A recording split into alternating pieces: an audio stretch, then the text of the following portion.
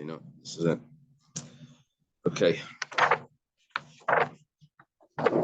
No, we're holding the Mishnah and Ayin Dalet Amid Beis.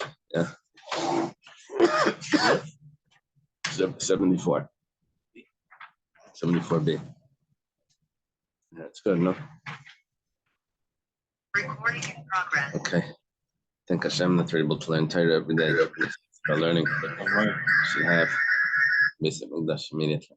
Okay. The Mishnah starts off Ganav al Pishnayim. Someone stole, but there are two witnesses that attest to his stealing. Obviously, he's going to have to pay kefil.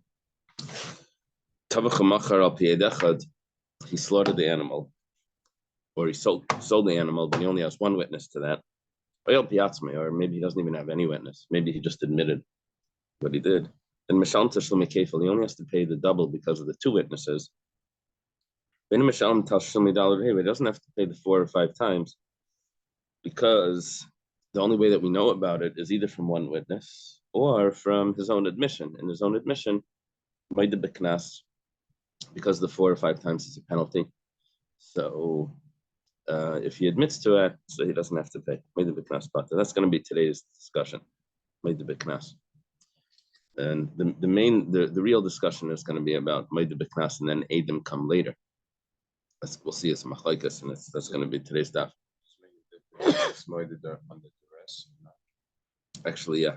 Well, but we'll see. That's going to make a difference, and then there's going to be one other thing that's going to make a difference in this Maida B'Knas. Okay. Maida under duress means that he sees witnesses coming and he quickly runs to Besdin. Yeah, we're going to see that's going to change. Ganav v'tavach b'Shabbos.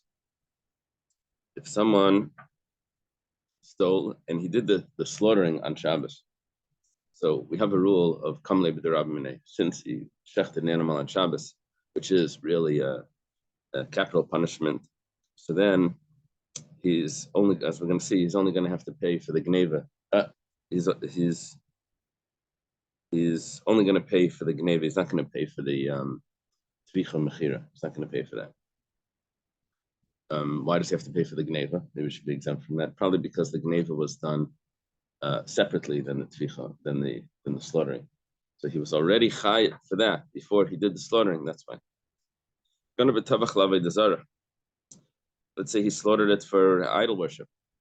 So then also that's a capital punishment. He's not going to have to pay the penalty. He stole from his father. And then his father died. And then he goes and slaughters it. So over here, since he had at least 1%, depending on how many brothers he has a percentage of ownership in this animal. So this fact that he slaughtered was not 100% prohibited. So then he's not going to have to pay the 4 or 5 times. We learned from the pasuk, the tvachai kulei be'isura, that it needs to be entirely prohibited. Over here, because he inherited part of the animal, he's not going to have to pay that extra. Gonna be hiktish. He stole an animal, and then he was makdish the animal, and then he goes and slaughters it. So, but at that time that he slaughters it, it wasn't considered belonging to the friend. It was belonging to hektish. So the rule is that in all of these cases, he only pays double. He doesn't have to pay 4 or 5 times. Reb Shimon says, we had Reb Shimon mentioned before when we were talking about Davar Agarim Lamam, that since the person is responsible for these animals, so then and since he would be the one that would have to replace it, so it's considered value to the individual as well. Besides to hektish, it's considered value to him because he would have to replace it. So then there would have to be a payment of Tashlami Dal V'Hei Shein Chay B'Chrusim. But if it's not responsible for them, we'll see in the Gemara exactly how it's explained, but not today. See it, I think tomorrow. Yeah. Traffic, huh? So then he's going to be pater. Okay, we're going to have some interesting diukim here in the Mishnah, but the Gemara starts off the diukim in how the Gemara learns the Mishnah. starts off like this, and with this first piece of the Gemara is going to come back to us when we turn the page. As it's a show. It says that if he stole and there were two witnesses and he slaughtered it or sold it by one witness, or he admitted on his own. So the fact that when he admits on his own, he doesn't have to pay, that's a chiddush, because it's telling me Maida b'knas is pater. But when you tell me that there was one witness and he doesn't have to pay, so that I know from every other Mishnah and in Sanhedrin or whatever, or Makkos, that you always need two witnesses. Right? Don't need a Mishnah here in Baba Kamma to tell me that one witness doesn't work. Of course, one witness doesn't work. So in Amri, they said like this: Hakamash Malan is coming to tell us Al Piatzmi Dumid Al Piedachad. There's a diak over here. It's coming to do a comparison. When he comes to admit on his own, that's going to be similar to one witness. Just like if there's one witness and another witness shows up. So that second witness can combine to the first witness, and then that creates two witnesses, even though the testimony was done separately. But because each of them testified, there's machlekes about this. If they can do it like that, both witnesses need to testify together, or if they can come one at a time. But if, according to this one opinion that says that they can come one at a time, first one witness came, and then a second witness shows up, even a day later, second witness shows up, we will combine those two witnesses, mechayev, and then the person will be obligated. Al piatz meinami, it's coming to tell me also, if someone admits to some sort of crime with a penalty, kiyasu edim, when the witnesses come later, mechayev, he's going to be obligated. So it's coming to do this comparison, that just like by one witness, a witness can come later and combine, and he'll be obligated. So too, if he admits on his own, if witnesses come later, he's going to be obligated, which means if someone admits to a penalty and witnesses come later, he's going to be obligated. He's not exempt. When is he exempt? Only if the whole way that we know about this is from his own admission. But if we were able to ascertain that this really was the case based on witnesses that showed up later, then he's going to be chayav. Lafuki midirav huna marav is coming to exclude the opinion, to negate the opinion of Rav Huna Amarav, Rav Huna that says the name of Rav, Amar Rav Huna Amarav. Rav Huna says the name of Rav, Maida b'knas, if someone admits to a penalty, and then witnesses show up, pater is going to be exempt. Our Mishnah is telling me, no, he's going to be chayiv. Where do we get that from? Because it says al piyei dachad.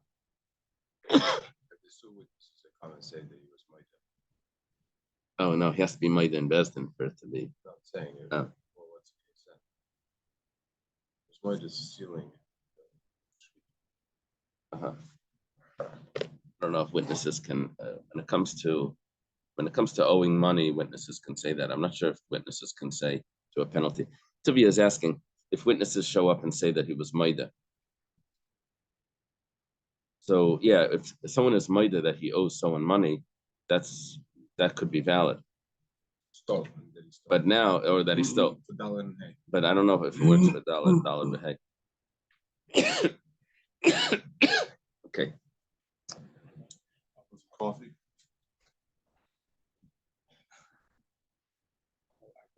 According to this, no.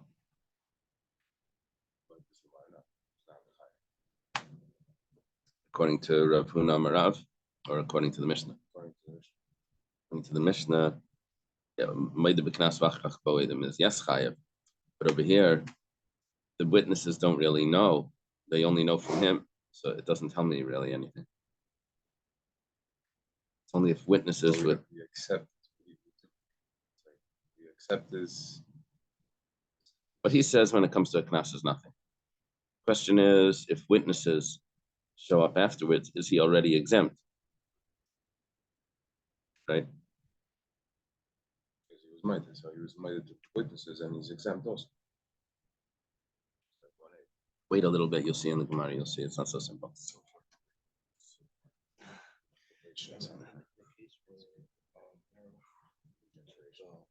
To auction the sheep from his father. When his father passed, he slaughtered. Since he was a part owner, he doesn't have to do the forfeit time. Right. But since he stole while his father was alive, does he have to pay double? couple Yeah. or Yeah, to the state? to the state. Yeah, it's a good point. Ufa. Let's return to a statement that was said before. Amar Rav Huna Marav. Rav Huna said in the name of Rav. We're going to see it's Machlekes Rav and Shmuel. Rav Huna is the main student of Rav anyway. So Rav Huna says in the name of Rav, Maida B'Knas. Someone admits to a penalty, and then witnesses come, so his pater is going to be exempt. Let me just get a tissue 1 second.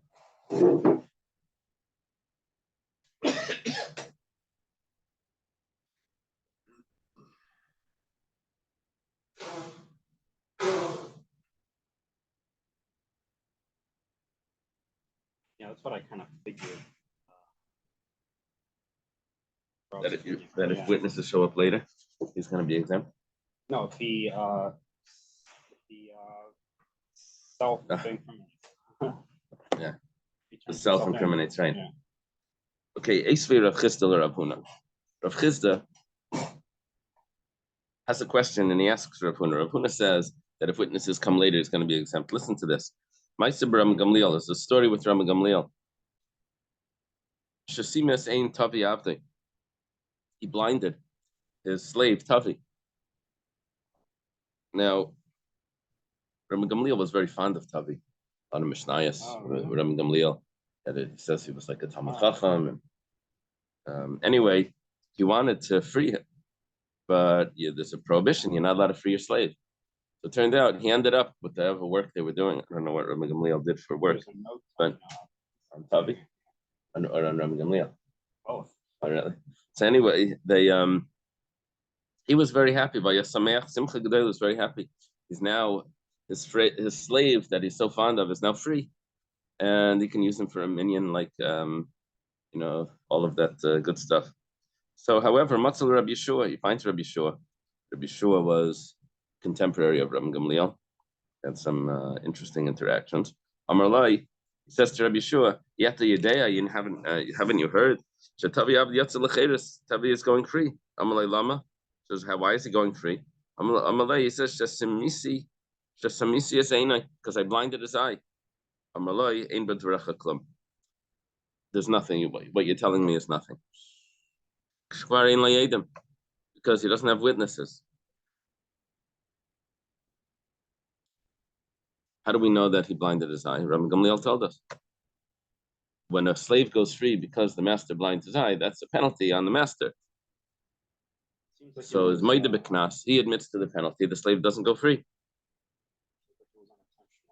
It's interesting. Gra here. He says even Latzis Yidei Shemayim, you don't have to pay the knas. And over here, the slave is not going to go free, even if he wants to say, "But so what? I want to do it anyway." It's not going to work. So yeah. That there had to be witnesses For the slave, right? Exactly. Rashi quoted it before. But that's not Rav Chisda's question. Rav Chisda's question is the following: But let's say he would have Edim that would show up. And Chayev, the slave would go free. Even though, how did we find out about this? After Rabbi Gamliel admitted. Which means that Maida B'Knas, if someone admits to a penalty, and witnesses show up later, so the slave is going to go free. So he has a kashan Rav Huna. Rav Huna, you're claiming that if witnesses come later, he's still exempt because the exemption was already in place, right? He like grandfathered in like a homestead exemption or something. You have these exemptions. Once you have the exemption, you're good to go. So here he has the exemption because of he admitted, even if witnesses show up, according to you, he should be exempt. But we see, he says, because you don't have witnesses, that means that if there would be witnesses that showed up, he would be chayav. We learn from this, Maida B'Knas v'achach bo'edim is chayav. Amarlei. So Rav Huna responds, Shani Rabbi Gamliel delay b'fnei bezdin oidi. Rabbi Gamliel's case was different. He didn't admit in bezdin. So therefore, if witnesses would show up, then yes, he would be chayav. Had he admitted in bezdin, then even if witnesses showed up, he would be pater. Says, what are you telling me? But Rabbi Yeshua Av Bezdin Av. Rabbi Yeshua is the Av Bezdin. Says, but so what? Shlei Bezdin Havakoi. But he wasn't standing in the Bezdin when he said that. It happens to be. This was just what he met him in the street. This was he wasn't on. He was an off duty head of Besdin. So if he admits fault, that's not the same of aiding, justifying. If it was or wasn't. Not to a penalty. What's Only what's a chayiv? Sorry. chayiv means that the slave goes free. Yeah, they're using the term chayiv pater because that's mayda b'knas v'achach ba'oedim is chayiv. Over here, what it would mean is that the slave goes free. Chayiv pater means the slave stays a slave. Okay, so is that a chayiv to pay? He doesn't have to pay, no. For blinding. Right. Amalai. One second. Vahatanya, but we have another brisa with the version slightly altered, which makes it a little bit different. Vahatanya, we have another brisa. Amalai says to him, "In b'dvaracha klum shekvar haydis." He said, "Well, there's another brisa that says it's too late because you were maida." My love, it must be that we have two versions here. Tanaihi, and it's really a machlekes tanaim. These two versions, if maida b'knas v'achach ba'oedim, is going to be based on these two versions of this brisa, because Hai Tana Damashikvarin Lachedim, the brisa that we just quoted, that Rav Chisda was asking Rav Huna, that says that you don't have witnesses. Sabar, he holds, Maida B'knas V'achach Ba'oedim would be chayiv. If you did have witnesses, then they would be chayiv. You don't have witnesses. Okay, good. But if you had witnesses, you would be chayiv. That means we're arguing on Rav Huna Marav. But Hai Tana Damashikvar Haidis, the other one that says it's too late, you already admitted. Never again going to happen. You'll never be able to go free from this. He holds Savar. He holds Maida B'knas V'achach Ba'oedim is pater. You already admitted. And so what? Even if witnesses show up, you're going to be exempt. So it turns out that the two brises would be a machlekes. Regardless, both agreed that you would still have to pay the 5 damages. If he would be a regular Jew. But here, because he's a slave, he just goes free. I know, but he just goes free with this. And then if he damages again, then he has, you see, when you damage a slave, yeah, if there would be a second one. When you damage a slave, the money would go to the master anyway. So he would put it from one pocket to another. So the Gemara says, like, try to make a machlekes from these two brises, it's not accurate. The Kuli Alma might, everyone agrees, might be B'knas V'achach Ba'oedim is pater. Everyone agrees that you're exempt, like Rav Huna says. Rav Huna Marav. B'hakamiflagi, and the machlekes says as following. Hai Tana Damashkvarein Lachedim Savar Chutz Lebesen Havi. The one that says that it's because you don't have witnesses, he held that when you admitted now was not considered any admission because it was outside of court. And the reason why you're going to be exempt is because you don't have witnesses. But if you did have witnesses, you would be chayiv because your admission was nothing. Because it was out of court. The other one that said that your admission already exempted you from now on forever, he holds that it actually was in court. And that's why the admission was something, and that would be the opinion of Rav Huna Marav. Okay, it's mine. We have a statement which is going to discuss. So which means that in order to free the slave, according to the one that says has to be done based on, otherwise he's not. No, in order to free the slave, he's allowed to talk about it outside of court. What he did, he's not free. But he's only going to go free when the witnesses show up. And that's where we're holding right now. That if witnesses show up because he admitted out of court, if he would have admitted in court, then the slave wouldn't go free, even if witnesses show up later. But because he admitted out of court, then witnesses show up in court, then the slave will go free.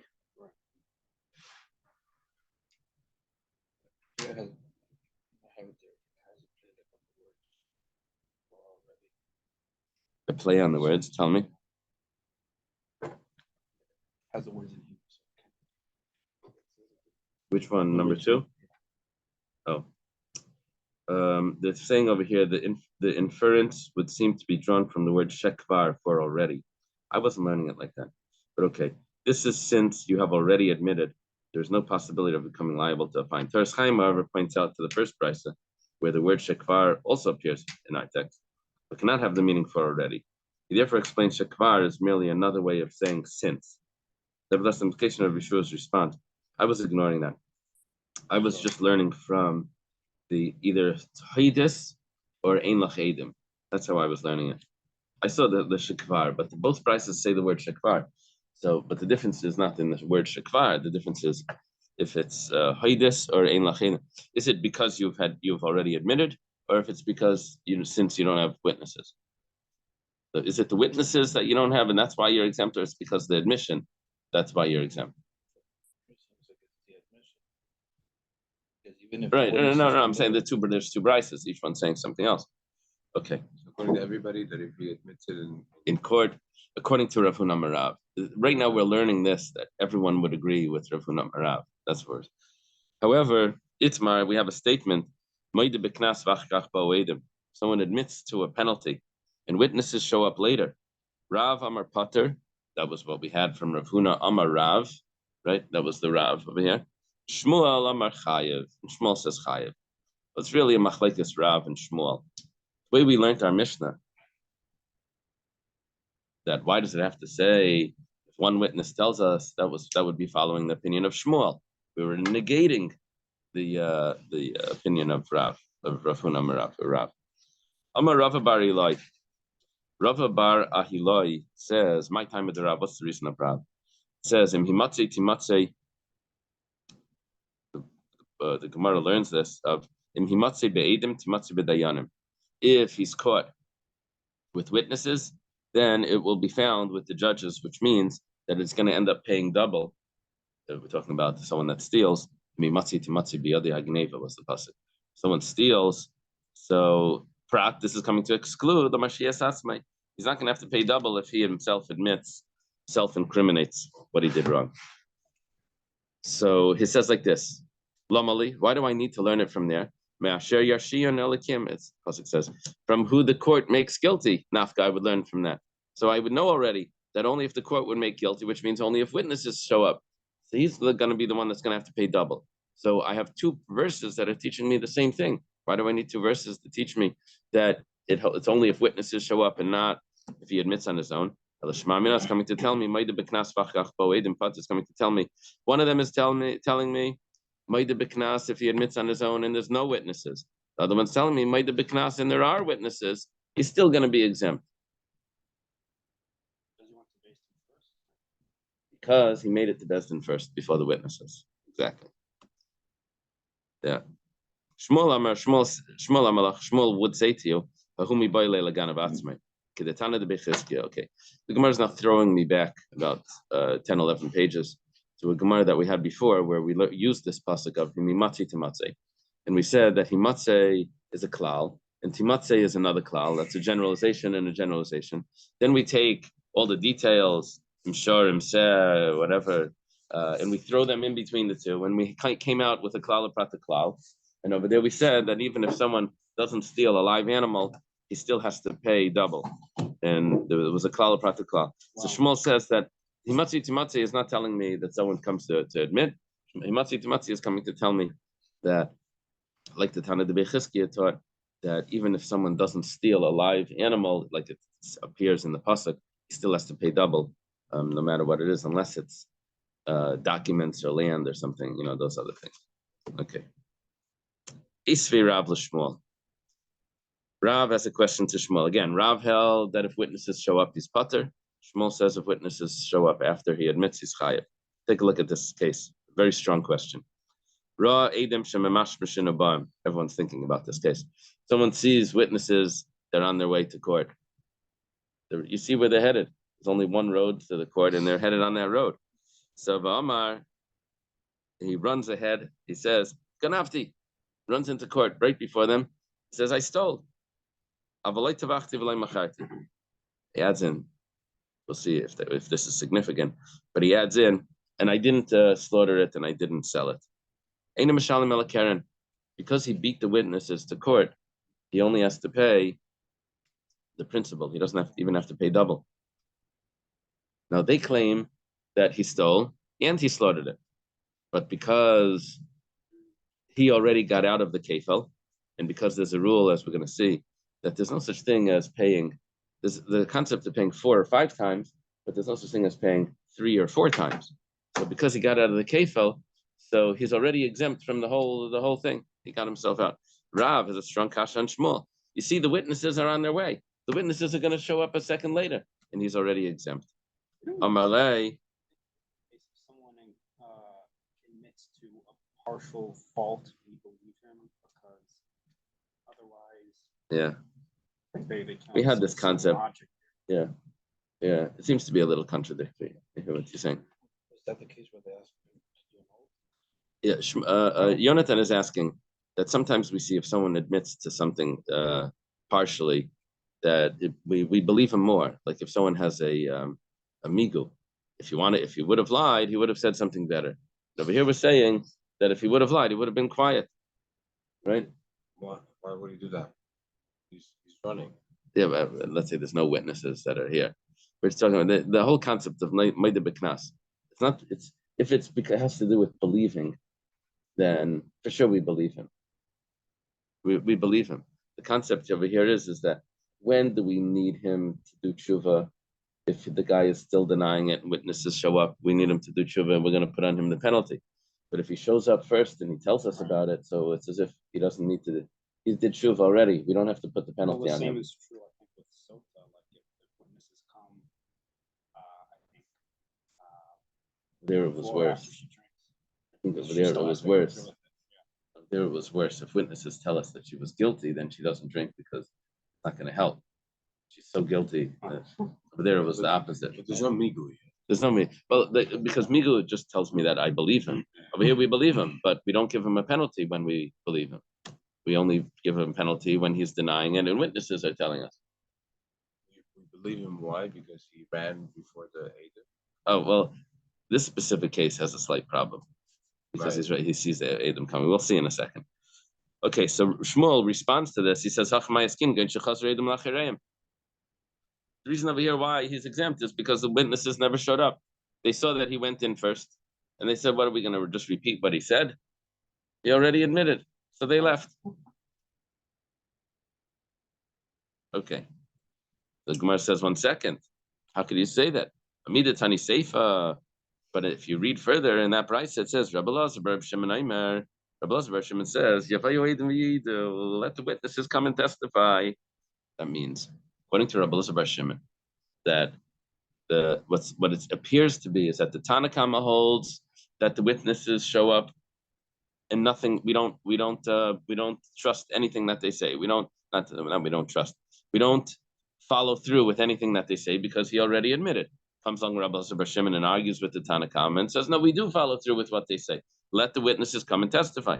That means, Michlal, the Tanna Kamma Savralai. Obviously, the Tanna Kamma disagree with Rabbi Elazar bar Shimon. This is Rabbi Elazar, the son of Rabbi Shimon bar Yochai. He was the policeman. Remember? Why do they disagree? It looks like that right here we have a machlekes Tanaim. If Maida B'Knas v'achkach bo Eidim. He's just saying that the Bo Eidim needs to actually happen. Yeah, which means that what would the Tanna Kamma hold? It looks like there's a machlekes. Rabbi Elazar bar Shimon Aimer. He's saying no. He's arguing on something the Tanna Kamma hold. What would the Tanna Kamma say? The Tanna Kamma say that if the witnesses show up, it doesn't matter. This is Rab talking. Rab saying, you see, the Tanna Kamma hold that once he admits, even if witnesses come later, he's still exempt from the penalty. If you see that from Rabbi Elazar bar Shimon's comment, that the way he argues. It says Amalei Shmuel. Shmuel would respond to him, or he does respond maybe. Lav Ika Rabbi Elazar bar Shimon the Klai Kavasi. Look at what you just did. You gave me an opinion that supports me. Rabbi Elazar bar Shimon. He says that if witnesses show up afterwards, he's chayev. That's me. I'm Rabbi Elazar bar Shimon. I follow that opinion. I'm not Damik Rabbi Elazar bar Shimon. So the Gemara says now, L'Shmuel v'adei Tanayi.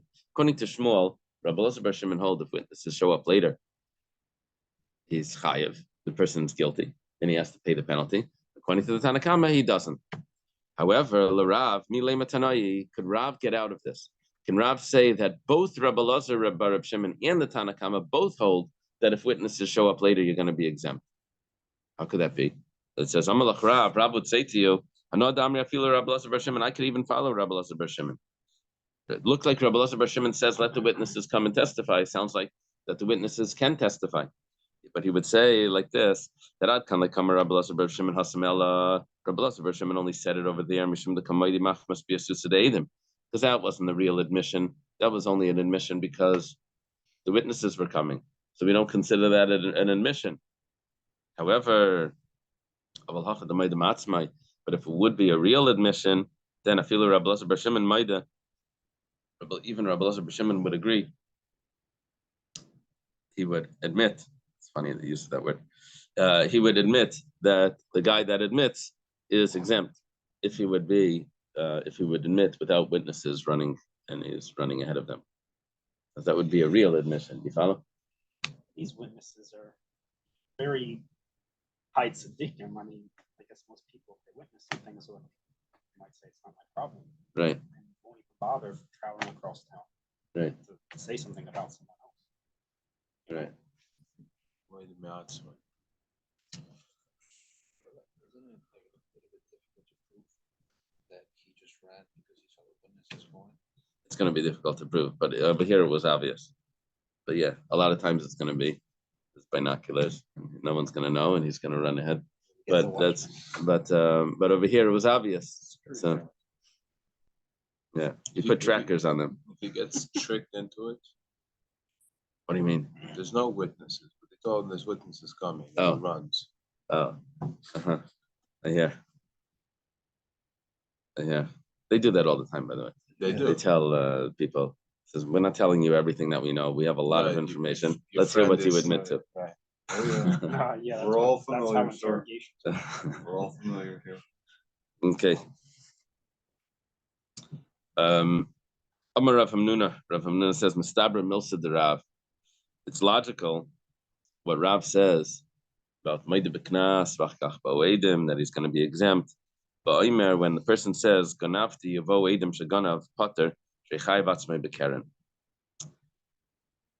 If the guy shows up in court and says, I stole, there's two payments that he has to make. One is the principal, and the other one is the penalty. So when he shows up in court and he says, I stole, he has to pay only one of them. The principal. The penalty, the double payment, that he's going to be exempt from. So if witnesses show up later, according to Rav, he's exempt from the penalty because he already admitted. So Rav Hamnuna says, Rav makes sense. Because when he shows up in court, what was he trying to do? He was trying to say that I want to get rid of my Aveira. I'd like to pay the principal back. And here I am. I'm coming forward. I'm coming clean. And this is I'm Chayiv Karen. But let's say he claimed, I never stole. Witnesses come and say, yes, you did. We caught you red-handed. And then he goes ahead and says, he says, I slaughtered it. Not only did I steal, but I slaughtered it. But we already knew that he stole. So when he says I slaughtered it or I sold it, and then witnesses show up, over there,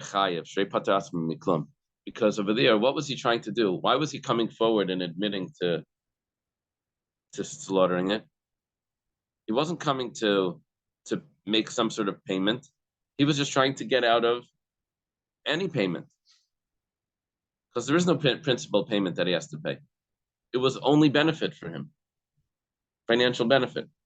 So over there, we're going to say that Maida B'Knas V'Achkach Ba'oedim is Chayev. If witnesses tell us about it, we're going to say that he's Chayev.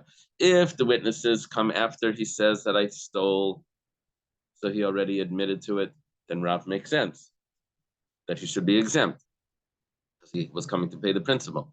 But if witnesses come after, you hear what's going on over here? Where in Rav itself, Maida B'Knas V'Achkach Ba'oedim Pater would only be when his admission was actually make him chayav for something. But if his admission was nothing, and we have actual witnesses that attest to it, then we're going to make him chayav for it. Amar Rava kapachti l'sabi de beirav. He says I shepherd. How do you say? How do they translate kapachti? Instigated. I instigated. Yeah, is that it? Kapachti. They have the word over there. Kapachti. It's right over there. I have gotten the better. Oh, I've gotten the better. Okay. I won over. Interesting. When he says that I slaughtered or I sold, is he like implying that he stole it also? Yeah, but that doesn't matter because witnesses told us that he stole. Yeah, so if he admits to that part after this, the witnesses came first. Yeah, well, one says witnesses, but everybody says there's nothing, right? So he has to pay double because we were witnesses. Okay. He says, I went over the Sabi de Rav, the elders of the yeshiva of Rav. The Rabbi Gamliel, because we'll take a look back what was going on over there with Rabbi Gamliel. Remember, we had it's good that we did this all in the same day, so you can follow this. Rabbi Gamliel comes to Rabbi Yeshua, and he says, I'm going to be able to set Tavi free because I knocked out his eye. And Rav Chizda is bringing this as a proof to Rav Huna, saying that if there would have been witnesses, he would go free, even afterwards. It goes like this. The Rabbi Gamliel Rabbi Yeshua said that what is Rabbi Gamliel saying? Is he saying that that there's any sort of payment? The fact is, when he admits that he knocked out a slave's eye, he's totally free from setting the slave free.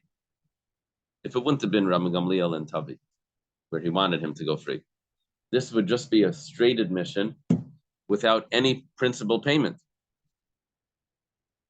There would be no obligation on his part. He admitted, and now the slave isn't free. And nevertheless, Kamma Rav Chizda Rav Huna, and Rav Chizda was asking this as a question to Rav Huna, and Rav Huna didn't say that over there, the reason why, if witnesses come later, is because there was no real admission to any real guilt. Wow. But Yeah. You get the logic? Yeah. So Get the then logic? it is amigo, though. Yeah. Tell me more. Tell me, what do you mean? It would be amigo because he wouldn't have to lie about this. Let's He say wants to get him out of. Yeah, he but wants to ignore get the him out. fact that Rabbi Gamliel wants to get him out. Ignore that fact. Let's You just can't- say that's The the intention whole. I is understand. That's the whole Gemara. I understand, but if this would have been a regular case, Right. Then that- you wouldn't. Then he wouldn't go free. So one Would- second, would in be the potter. actual law, in the strict law over here, when someone comes and says, "I knocked out my slave's eye," now the slave is supposed to go free, but because he admitted, now the slave doesn't go free. According to Rav, even if witnesses show up later, the slave still doesn't go free. That's what we would think. However, according to the way we just explained, Rav, that if witnesses show up later, then he should go free. Why? Because when do we say that if witnesses show up later, he's going to be pater? That's only if, when he admitted he had a principal payment and he exempted himself from the double payment. But over here, there was no principal payment. There was only a double payment, so to speak, because there's only the penalty of setting the slave free. And so when he admits, he's not incriminating himself in any way. He's automatically exempt. He's exempt from everything. So if witnesses show up later, then we should say that we believe the witnesses now. That's how we just explained Rav. So if that's the case, why didn't Rav Huna respond that, because it says over there, the reason why Tavi's not going free is because there's no witnesses, and even if there's witnesses, because there's no witnesses, really what Rav Huna could have said is that over there there's no witnesses, that's because there was no principal payment. Really, the halach is like me, that he's exempt. You're normally exempt. Over there, he's not going to be exempt because there was no principal payment. You follow?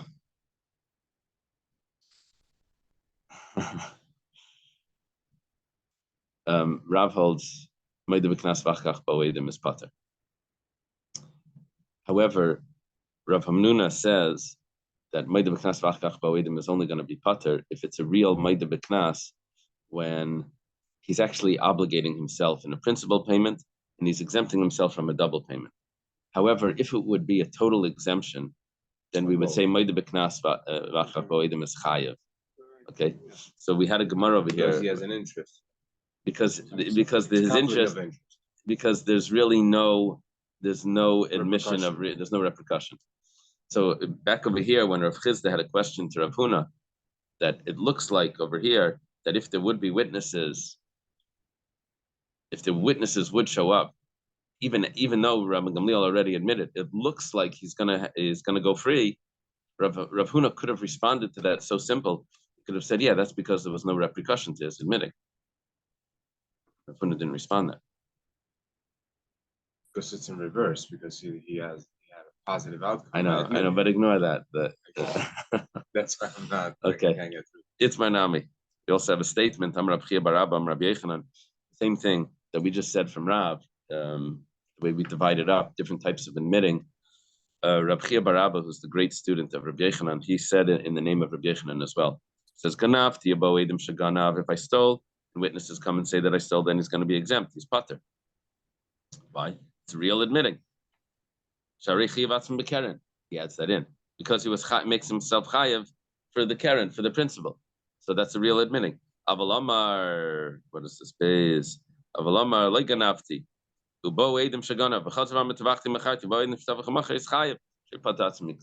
witnesses come after he denied, after he admitted to slaughter it, then we say that he's chayiv, because that admitting had no repercussions on him. It's not a real admitting. Amar Rashi. Rashi says, Masnisen ubraisa nami dayaka.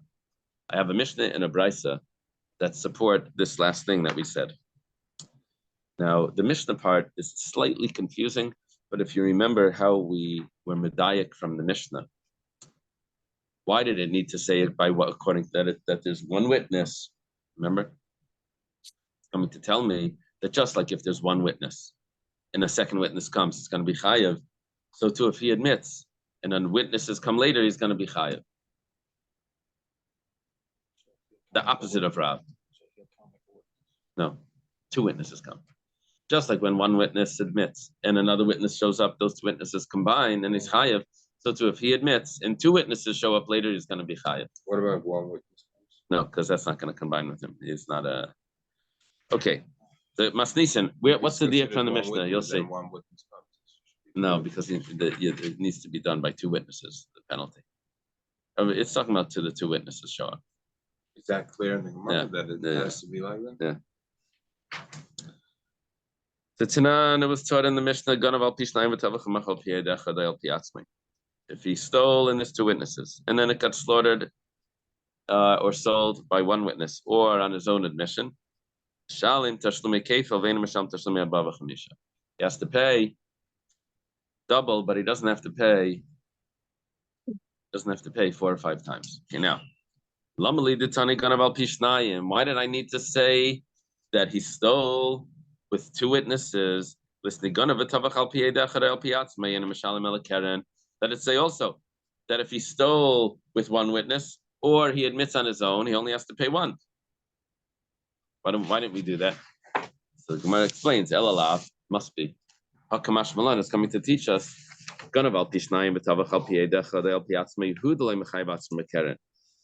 If he stole and there's two witnesses, however, there's only one witness, or he admits to the slaughtering of it, then he's only going to have to pay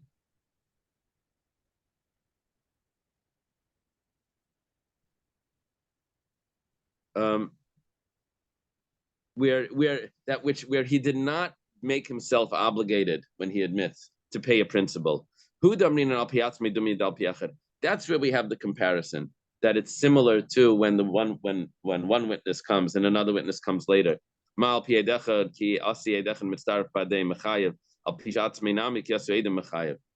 where we say when he never incriminated himself, when there was no repercussion, we're going to say if two witnesses come later, then he's going to be obligated. But if everything was done by either one witness or his own admission, over there, he was obligating himself in the principle. Then we won't do that comparison and say that if two witnesses come later, he's going to be chayav. We would say if two witnesses come later, he's going to be exempt. It's a difficult diak over here. But if you remember the first, did you follow what happened? Okay.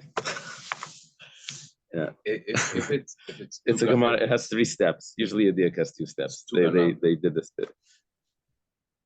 2 ganavim. What do you mean? they go distilled together. Okay. One admits first, Oh. then the second one comes. That I don't know. Both of them is eight Uh-huh. I don't know. I don't know about that. Sylvia is asking a question. If there's 2 thieves and each one is admitting, but when he's admitting, he's also testifying about his friend. Interesting. I don't know. Do we I think consider we them had as something 2 on that. eight efforts? That comes together as 2 eight. We had something like that. We had a case. I don't know. It was, I don't know. That's a I'm just Gemara. trying to understand. That sounds like a Gemara Sanhedrin or a Gemara Makkas or something. Where I'm trying to understand the status of his admission. yeah, I hear. Me too. So does a kanas midaraisa always require shnei edim? Yeah. So there's no circumstance under which, okay, so that's the only case in which there's a kanas midaraisa. A kanas midarabanan can require less, I take it. Uh-huh. I'm not sure. I'm assuming it's a matter of logic, not. Uh-huh. No, there's other knasas. Someone rapes or something. There's other fines or kind of there's kaifer. His animal killed, a muad killed a person. And that, Those are all are you saying that those require lesser proof? I think so. Uh-huh. I think they would. What about Chatzinesek? Anyway, let's do the Brisa and then we'll stop over there. The Brisa says, Brisa Detanya says, Raidim Shemash Minaban. If someone sees witnesses that are coming, Vamar Ganafti, he says that I stole, but I didn't slaughter it and I didn't sell it. Okay, that was the Brisa that we kept quoting. That he admitted to the theft. He only has to pay the principal. Why does it have to teach? Why does he have to say that I didn't slaughter it? I didn't. It's supposed to be Nisni ganafti yoitavachti macharti. Say it all together. Say that I stole and I slaughtered it as well. The reason why it doesn't say that is it's coming to teach us time adavar ganafti. It's because he said that I stole it with the chiyav the carry in the potter. Then he's going to be exempt, even though the witnesses come later. But if he says I didn't steal, and witnesses say yes, you did, and then witnesses, and then he goes and he says, yeah, okay, now that I'm caught, now I slaughtered it and sold it, and witnesses come and say that he slaughtered it and sold it. That over here there was no repercussion of his admission. It's going to be chayav. Alma, you see, that's not considered a real admission because there's no repercussion. Amri, they said, like, it's not a good proof because he go for kamashman. Maybe it's coming to tell me this itself. Since he said I stole,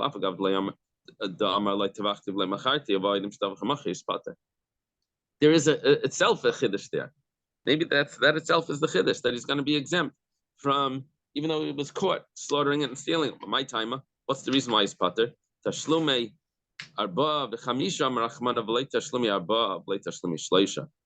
It says 4 or 5 times. It doesn't say 3 or 4 times. Okay, let's leave the Gemara over there. Oh, it's just getting good. I mean, this whole thing is crazy because what we learned first in the Gemara is that if he doesn't have witnesses, then it's a knas. But he can't by him